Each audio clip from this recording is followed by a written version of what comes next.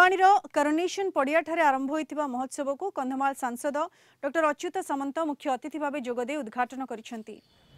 कंधमाल स्वतंत्र उन्नयन परिषद पक्षर आयोजित महोत्सव 3 दिन धरी चलिबो। सम्मानित अतिथि भाव फुलवाणी जिलापाल आशीष ईश्वर पाटिल, फुलवाणी विधायक अंगद कंहर जोगदेथिले। पूर्व प्रति ब्लॉक रे अनुष्ठित जनजाति क्रीड़ा और सांस्कृतिक उत्सवर कृति खेलाड़ी और कलाकार को नहीं एही महोत्सव आरंभ होइछि।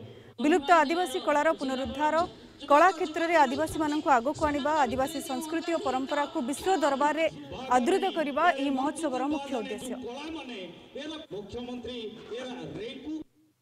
जनजातिर जो परंपरा, भाषा, साहित्य, संस्कृति, खाद्य, पेय, नाच, गीत किपरि बजाय रहिबो से जो चिंता करिसेंती माननीय मुख्यमंत्री नवीन पट्टनायक, से कंधमालवासी धन्यवाद कृतज्ञता ज्ञापन करछंती।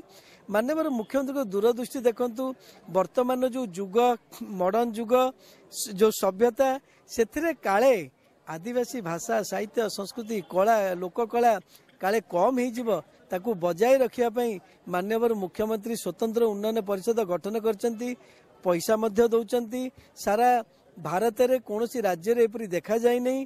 ता छड़ा सबुठु बड़ कथा होची माननीय मुख्यमंत्री जेकोसी योजना करुचंती बा कार्यक्रम करुचंती ता किपरि ग्रामांचल को जीव, ग्रामांचल लोक माने उपकार पाइबे, लोक माने सेतु बेसी बेनिफिट पाइबे, युवक युवती माने उपकृत हेबे, से कथा चिंता करी एई जो आजिकार जो उत्सव ब्लॉक स्तर आयोजन कराई, खेल महोत्सव भी ब्लॉक स्तर कराई, से आम समस्ते खुशी, समस्ते गोटे भल जिनस पूरा भाव माने जड़ित होचंती, निजको इनवॉल्व करचंती। सेते आम आज कंधमालवासी तरफ माननीय मुख्यमंत्री नवीन पट्टनायक को अशेष अशेष धन्यवाद दौचु एवं कृतज्ञता ज्ञापन करुचु तांकर एई चिंताधारा पाई।